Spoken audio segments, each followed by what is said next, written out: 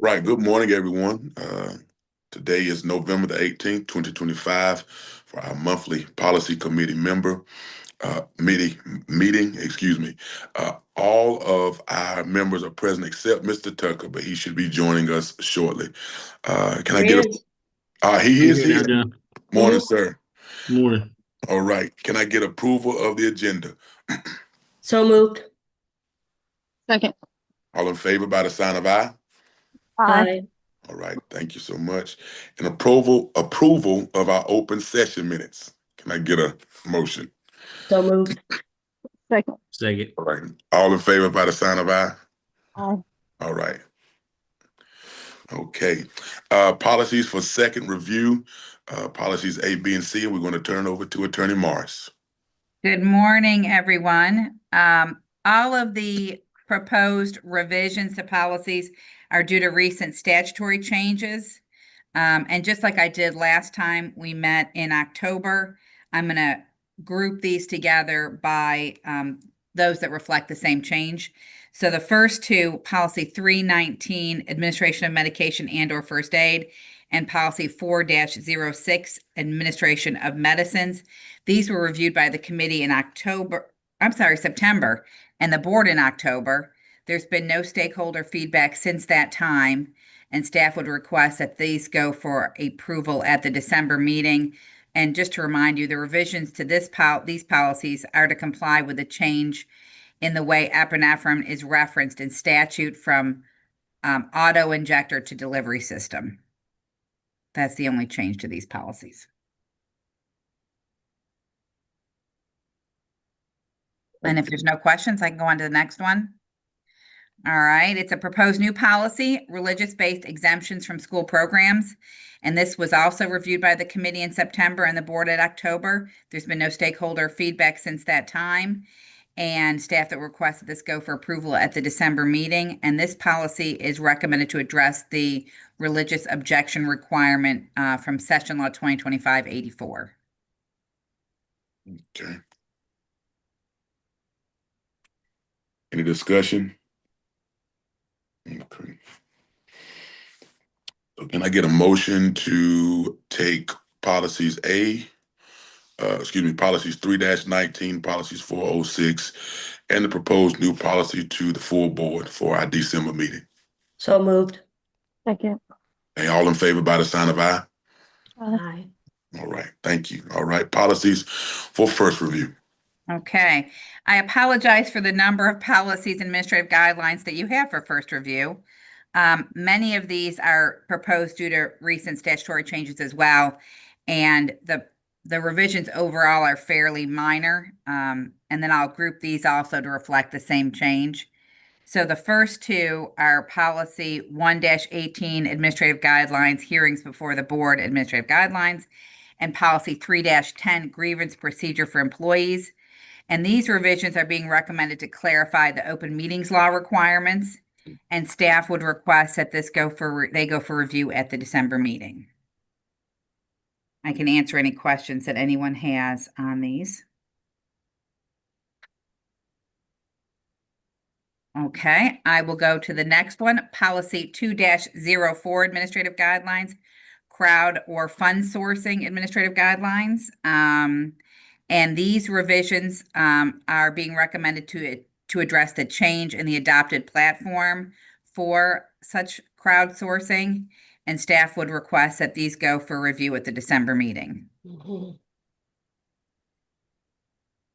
All right, there's no change, then we'll keep on rolling.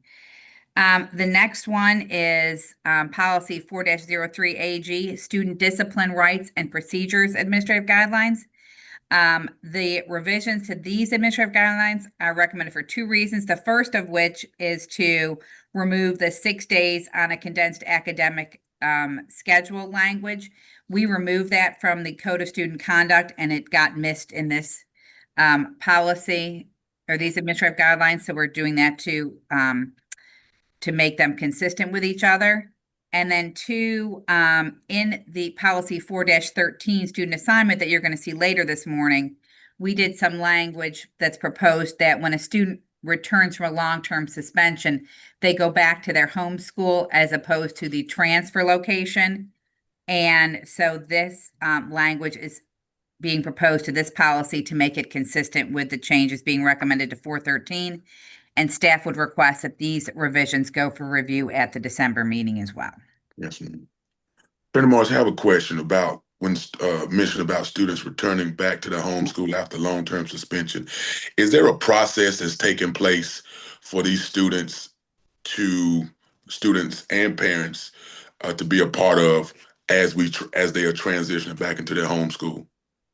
And Dr. Houlihan may want to address this. We have a transition specialist, I'm not sure what her title is, at South Providence that works with families on the transition in and the transition back to their home school. Gotcha. Now, with long-term also, even if they're not going to even if they don't go to South Providence, but that's not long-term. Okay, I got you. All right, I'm good. Okay. Thank you. Okay. You're welcome. Well, the next one is 413, student assignment. And there's several revisions. If we look first to page 3, under educational need, there's been a proposed revision that would clarify that you don't transfer for just a specific one-time course, but that if you have a pathway or a series of courses that you're interested in at another school, that might meet the educational need.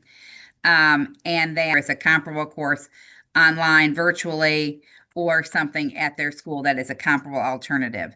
So this clarifies that it's only when you're doing a group of classes and that you have to stay in that group of classes for the transfer to remain in effect. You can't just transfer and then pull yourself out of that pathway. So that's the first proposed change. And then if you look at page 4 of 7, after there was some discussion after some transfer appeals about part-time employees, and the transfer for employees only deals with full-time employees. So we proposed a lesser option for part-time employees that they can seek a transfer into the school where they're actually assigned, as opposed to having the full district that full-time employees have. Part-time would be able to bring their children kind of with them to work. So that's the proposal on page 4. If we then go to page 6, there's some clarification. It's on 6 and 7 to revocations. And so there's a couple proposed changes. One is that if the parent is effectively restricted from campus or banned, that the principal can seek a revocation if that ban prevents the parent from fully engaging in the academic program for their child. It also clarifies that when you complete a long-term suspension or an assignment to South Providence, you go back to your home school. And then if the other proposals, if the conditions for a revocation, i.e. poor attendance, significant behavioral issues, happen at your home school, you're not eligible for a transfer. Because then if we just move it, then there's going to be a revocation. It just becomes too transitional for the student. So those are the proposed recommendations to that policy, and staff requests that this go for review at the December meeting.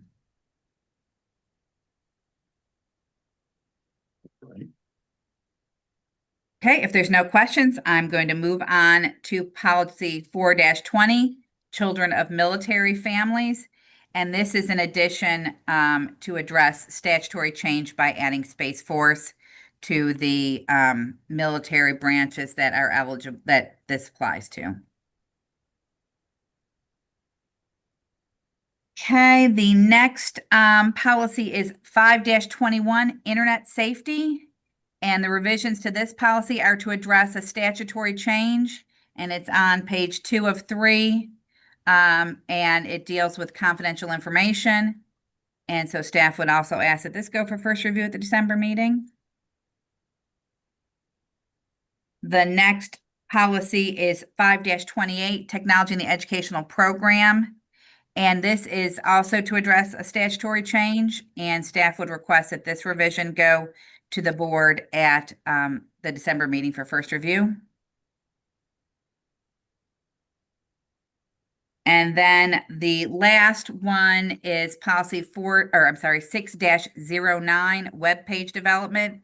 And this was recommended just for clarification to include board members in when you have personal websites. It's not a district managed website, just for clarification of that. And staff would ask that this go for first review at the December meeting. That is all of the policies for first review. All right. Do we have any questions or comments? Okay. Can I get a motion to take these policies to first review to the full board for next month? So moved. Second. Second. All in favor by the sign of aye? All right. Aye. Awesome. Thank you. All right. Item number 4, choice schools. Yes, in your materials, you see that we have highlighted the schools that are proposed to be the choice schools for this, for the 26-27 school year. Is that what that would be? My goodness, 26-27 school year. And they are highlighted in yellow. And those are all of the schools that are operating at less than 60 or 85% capacity, which is what policy 413 indicates. So all of those are highlighted, and we would recommend that those be designated by the board at the December meeting as the choice schools. The only school on there that you can see that's not highlighted in yellow that is below that 85% capacity is Benton Heights Elementary School of the Arts, and it is not a choice school because it's a lottery school. So it is a special program school that is filled through lottery. I don't know if anybody has any questions about any of those schools and their designation or the recommendation. Last night we heard at the county commissioners meeting, people come to Union County for the schools. Our schools are amazing, so we want to just keep building upon that. And And our teachers are great. Yeah. I'm telling you, man, they are phenomenal. Can't have a great school without great teachers. So Yeah. I didn't get to go, but Exactly. I'm glad several of our members were there to represent. So So this thank one you for would that. need, I'm sorry, this one would need a motion to go to the board. okay. So moved. Second. All in favor by the sign of aye? Aye. Aye. And the only other thing is really for your information, and we'll put this in the board packet for information. It is the schedule for the upcoming lottery and transfer process. Okay. Mhm. Nothing to vote on, correct? No, it's Yes, just ma'am. for your information. Thank Uh-huh. Since we were bringing the policy and the choice schools to you, I thought that it would be helpful for you to see that. Gotcha. Okay. All right. Thank you, Attorney Morris, for all the work you do. Thank you, Dr. Houlihan.